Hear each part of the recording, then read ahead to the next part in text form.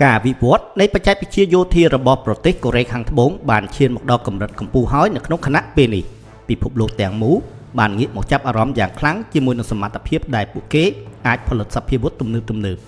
មួយនៅក្នុងចំណោមសព្វាវុធដ៏មានអានុភាពរបស់ពួកគេគឺប្រព័ន្ធបាញ់រ៉ុកែត K239 ឈុនមូនៅដើមឆ្នាំ2026នេះ K239 ឈុនមូមិនត្រឹមតែដើរតួជាអាវុធការពារជាតិដ៏សំខាន់របស់កូរ៉េខាងត្បូងប៉ុណ្ណោះទេប៉ុន្តែថែមទាំងបានក្លាយខ្លួនទៅជាតួឯកនៅក្នុងទីផ្សារសព្វាវុធអន្តរជាតិដែលហ៊ានប្រជែងតំណែងជាមួយនឹង HIMARS ដ៏ល្បីល្បាញរបស់សហរដ្ឋអាមេរិកថែមទៀតផងតើ K239 ឈុនមូមានប្រវត្តិនិងអំណាចខ្លាំងក្លាប៉ុណ្ណាទៅតោះយើងទៅស្វែងយល់ទាំងអស់គ្នាឈ្មោះដែលគេហៅថាឈុនមូគឺមានន័យថាក្របដណ្ដប់មេឃាហើយនេះគឺជាមហិច្ឆតាដ៏ធំរបស់ក្រុមហ៊ុន Hanwha Aerospace ដែលបានចាប់ផ្ដើមគម្រោងអភិវឌ្ឍវាឡើងមកតាំងពីឆ្នាំ2009ក្រោមការចំណាយថវិកាប្រហែល$112លានសហរដ្ឋអាមេរិកគោលបំណងចម្បងនៃការបង្កើតអាវុធនេះគឺដើម្បីជំនួសឲ្យប្រព័ន្ធបាញ់គ្រាប់រ៉ុកែតស៊េរីចាស់ K136 កូរីយ៉ុងនិងដើម្បីពង្រឹងសមត្ថភាពឆ្លើយតបទៅនឹងការគំរាមកំហែងនៃអំណាចសព្វាវុធរបស់កូរ៉េខាងជើងកូរ៉េខាងត្បូងត្រូវការអាវុធដែលមានភាពសក្តិខ្ពស់អាចបាញ់បានឆ្ងាយជាងមុននិងមានកម្លាំងបំផ្លិចបំផ្លាញដ៏មហិមាដើម្បីកំទេចទីតាំងបាញ់មីស៊ីលឬបន្ទាយក្រោមដីរបស់សត្រូវក្នុងរយៈពេលត្រឹមតែប៉ុន្មាននាទីប៉ុណ្ណោះអ្វីដែលធ្វើឲ្យ K239 ឈុនមូគួរឲ្យខ្លាចប្រៀបដូចជាសត្វសាហាវនៅក្នុងសមរភូមិគឺសមត្ថភាពដែលអាចប្រើប្រាស់គ្រាប់បានច្រើនប្រភេទឬគេហៅថា Multi Caliber តាមរយៈបច្ចេកវិទ្យាផូតភ្លោះដែលប្រព័ន្ធនេះអាចផ្ទុកគ្រាប់បាន2ប្រភេទនិងដាច់ដោយឡែកពីគ្នាដែលអនុញ្ញាតឲ្យកងទ័ពអាចបាញ់គ្រាប់រ៉ុកែតទំហំ131មីលីម៉ែត្រចំនួន40គ្រាប់សម្រាប់កំទេចគោលដៅថ្មើរជើងនៅក្នុងចម្ងាយ36គីឡូម៉ែត្រនិងអាចបាញ់មីស៊ីលនាំផ្លូវដែលមានទំហំ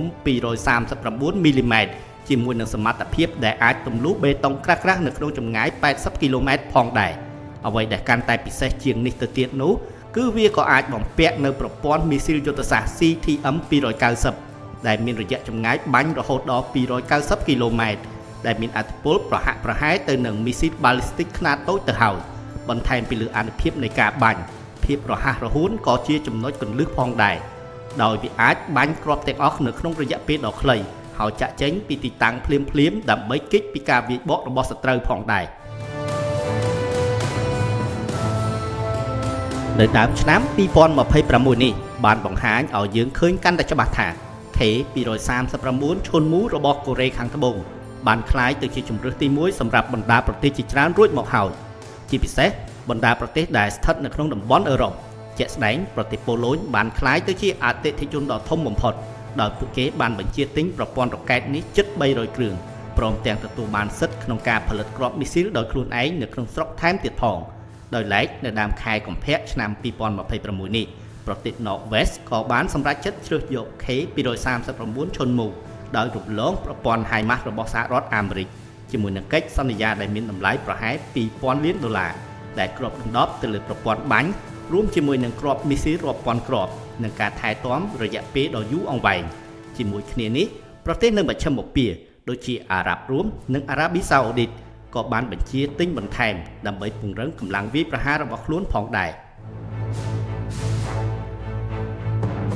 ប្រសិនបើយើងធ្វើការប្រៀបធៀប K239 ឈុនមូជាមួយនឹង HIMARS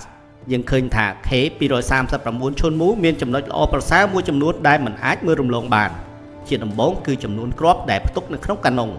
ដែលឈុនមូអាចផ្ទុកគ្រាប់នាំផ្លូវទំហំ